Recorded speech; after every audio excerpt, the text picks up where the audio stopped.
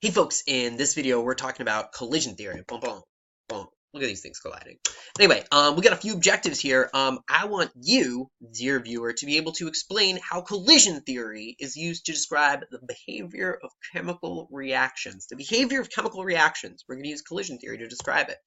And I also want you to then be able to explain what factors are going to influence collision theory and therefore the behavior of chemical reactions. Let's get into it. Collision theory, the basics. Well, in order for chemicals to react, they have to collide. Things can't react if they're not together, you know? My hands don't react with each other so well.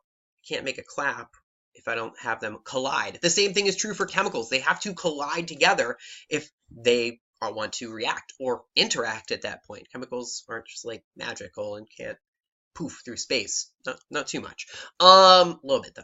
But that's something else. So anyway, yeah, they have to make contact. And so for a collision between two chemicals to successfully produce a reaction, we need to have two criteria met.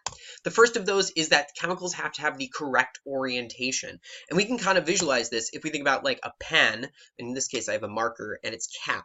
And so if I wanted to put the cap onto this pen, have a reaction occur, these need to collide with the correct orientation. You know, I can make them bang into each other a bunch of different ways. And the cap, even if they go head on, this one's got to be oriented correctly. They need to have the correct orientation. I lost my pen. In order for them to successfully connect. Oh, nice. It's all connected back up. Let's see that again. So I have them, they can collide a number of different ways, but I need them to collide with the correct orientation in order for this reaction to occur. What's interesting is actually we could have a different orientation and get a side reaction, but that's neither here nor there. So another example would be a lock and a key. You know, if you want a lock to open a key, it's got to go into that the right way. I don't have a lock or a key on me on hand. But anyway, chemicals also need to have enough energy. So what I realized with this pen is this cap is a real snug fit. So if I want that to go all the way in, I got to jam it in with enough energy. This still didn't even go all, just a little bit more for it to go. So for these collisions to be successful, they have to have enough energy. We can also see this on the backside. If I don't, you know, I don't have enough energy there, they didn't stick. There I didn't have the right orientation. Oh, there, now I had enough energy. But if I didn't really wang them together, you know, that's the right orientation, but it doesn't stick. So for a reaction to occur, chemicals must collide and they need to have the correct orientation and also enough energy. And we're specifically talking about kinetic energy, or the speed at which these collisions are going to be taking place. So real slow, wimpy collision, that might not give you the reaction you want. You got to bang those suckers together. Okay, neat. An example of this could be ripping paper. So if I have a piece of paper and I want to rip it, I don't have enough energy going. There we go. Now I got enough energy. I needed to put a bunch of energy, kinetic energy, move my hands quickly in order to rip that piece of paper.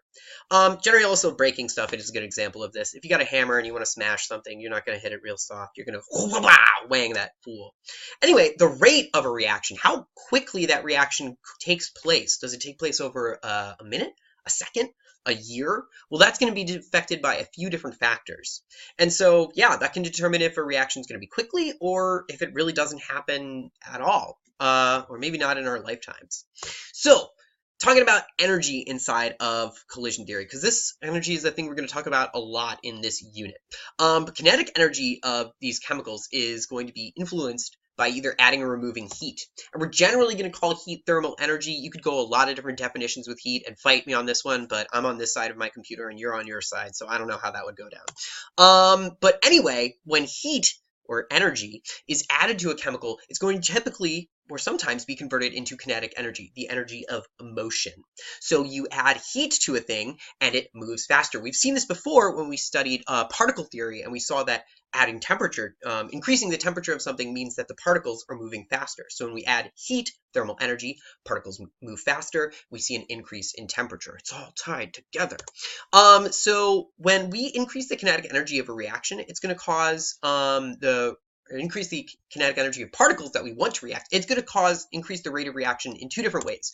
First of all, we're going to have more successful collisions. If these guys are moving around faster, my pen and my marker, bang, bang, bang, bang, bang. If they're moving around faster, presumably with a lot of other pens and markers, they're going to bump into each other more often. And that's great because if we have more collisions, we're more likely to have a successful collision.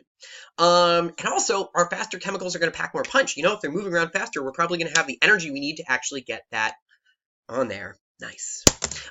Great. So faster chemicals have more punch, and that's going to lead to more successful collisions. And as I said, we're going to have more collisions in general because these things are moving around faster. So increased temperature typically is going to cause reactions to occur faster. Or I said they're going to be bouncing around faster.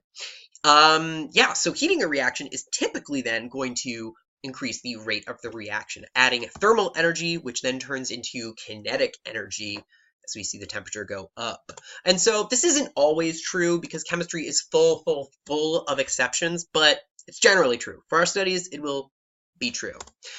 Neat. So how else can we increase the number of collisions? Because that is going to be a great way for us to increase the likelihood that we have the correct orientation and therefore a reaction occurring. Well, all of these methods basically come down to getting our particles in closer contact with each other.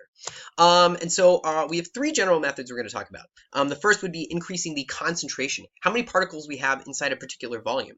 So here, if we wanted our red guys to interact with our blue guys, as I increase the concentration, the number of red particles we find in that space, we're going to have way more collisions between red and blue going down in this sample. So with increased concentration comes more collisions and therefore more reactions, or collisions that lead to reactions.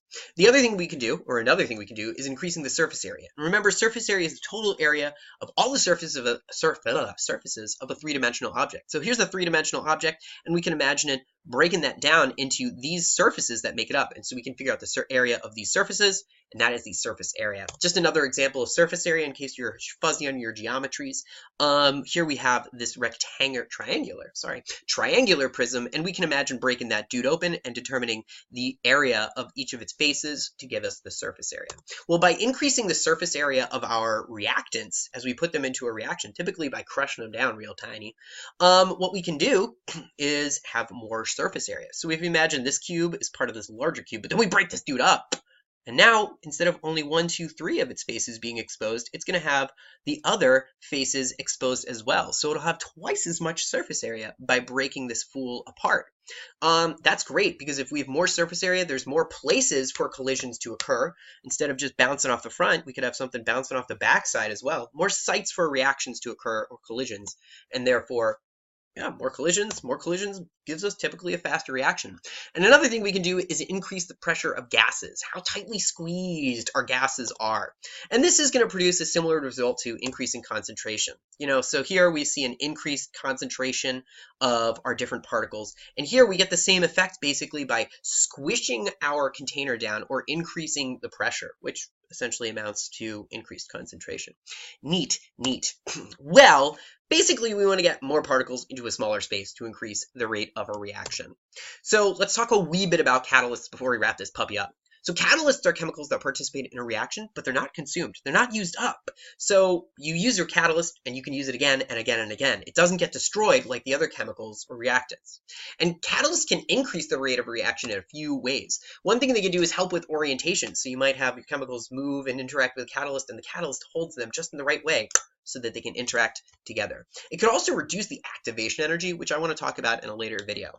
And it can also do a cool thing where it holds electrons and is like, yo, bro, you need electrons for this to go down? I'm holding them over here for you. Not really going to get into that. But catalysts can either be artificial or biological. So a biological catalyst is something that we would call an enzyme. I say biological enzymes are made from protein or called enzymes. What the heck, Winegrad? Edit your stuff better.